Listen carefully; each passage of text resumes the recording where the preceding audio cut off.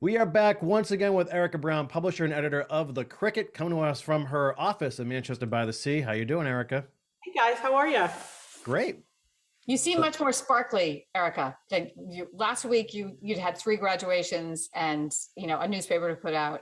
So And I submitted an 80-page grant right, yeah. the night before we spoke. I mean, it almost nearly killed me, but now I'm fresh as a daisy. magnum Fresh as a opus. mushroom, which we may hear about, right? Oh, foreshadowing. That's great. Foreshadowing, yeah. But first of all, Erika, the town is saying goodbye to one of their longtime friends. We are the retirement of Andy Shepard. Can you get through this, Erika? I can get through. I love Andy. Andy, by the way, everybody loves Andy because He's a UPS driver. Everybody loves a UPS driver. there will never be another Andy. Never be another Andy. Andy Shepard, for 21 years, he has served Manchester with a smile. He's probably the most popular person in Manchester. I mean, literally, because he's such an upbeat, great, awesome guy. And everybody loves Andy. And so we did an article on him. He's been working for UPS for 33 years. He was a psychology major and he graduated from college and he went to the UPS as a temporary job 33 years ago, and now he's retiring. And he went to Ipswich and he was in a couple of towns before, but then he came to Manchester 21 years ago and he never left. It's literally the only town he services. And he is here every day, day in and day out. I think over COVID in particular, people really started to appreciate, Andy, because so many people, when they were quarantining and when they were, He was all they saw, right? exactly. He delivered a lot of Pelotons, I'm sure.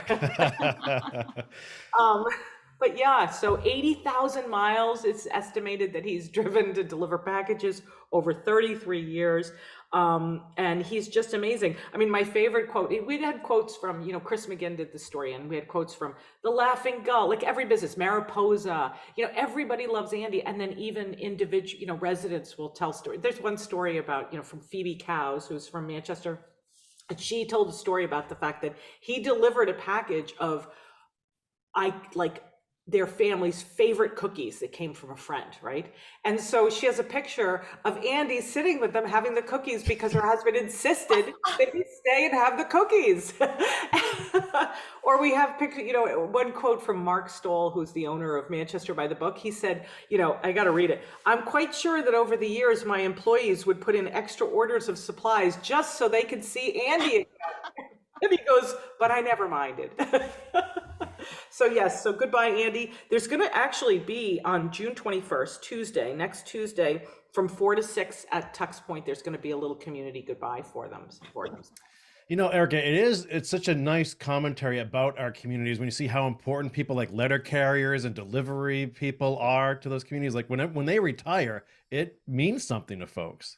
Absolutely. And if you think that people, when they want to move to a new town, things like that aren't meaningful, the fact that we have a really great community, and Cape Ann is like that, you're kidding. I mean, that's exactly right. That's exactly the point.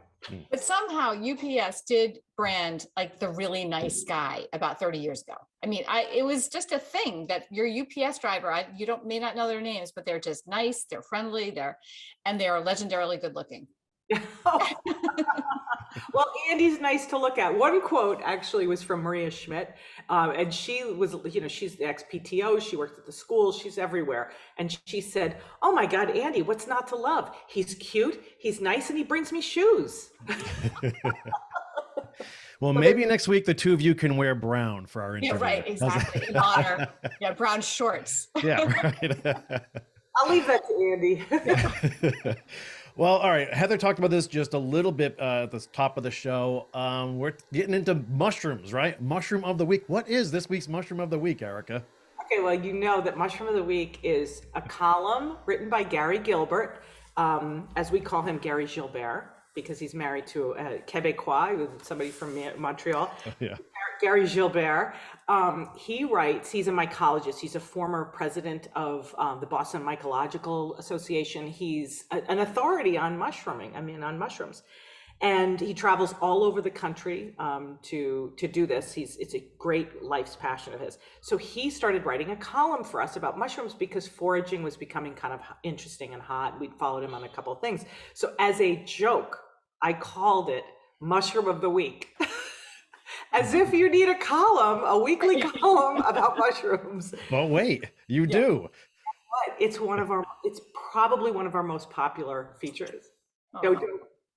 Why? Because people they find mushrooms to be interesting, whether or not they are actual foragers themselves. So this is what, Gary took up this week, the fairy ring mushroom. Okay. Fairy ring mushroom. There's countless types of mushrooms. Guess what? Fairy ring mushroom, we don't care about the fairy ring mushroom. I mean, yeah, we learn about it and it's wonderful. But there's also a thing where mushrooms, about 60 to 80, and I didn't know this, species of mushrooms, they grow in a circular formation. And it's really kind of an interesting thing. And Gary pointed out, you gotta love this.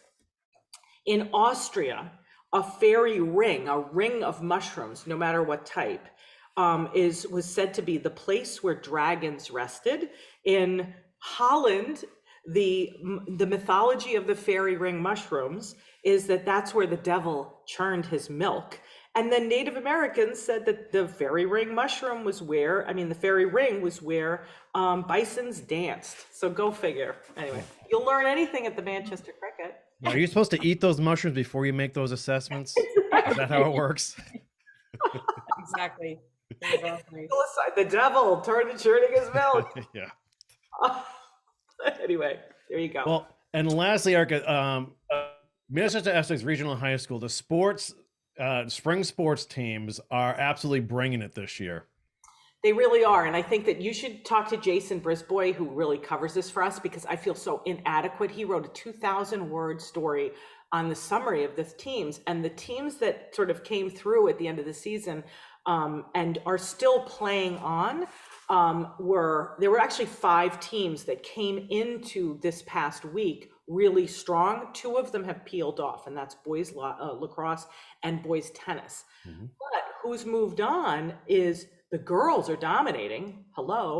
Girls tennis, girls lacrosse, and then boys baseball. They've all made it into the Final Four, and they're all going to play out over the next week. And you should talk to Jason. I just think they've done an amazing job. And as a matter of fact, Paul Clark, who shot the girls lacrosse on Wednesday, where they played and got into the finals, and they played against Mount Greylock.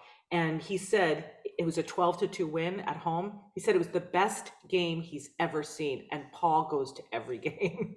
Wow. So it says a lot. They're just really bringing it, which is fun. Yeah. Impressive. Yeah. And good luck to all the student athletes participating in the state tournaments throughout Cape Ann. Erika, thanks for that. As always, we'll see you this time next week. What can Erika Brown do for you? Or what mushroom could she tell us about next? Oh my God, that's Gary Gilbert. Yeah. Interested in a sponsorship? Email sponsor@1623studios.org to learn more.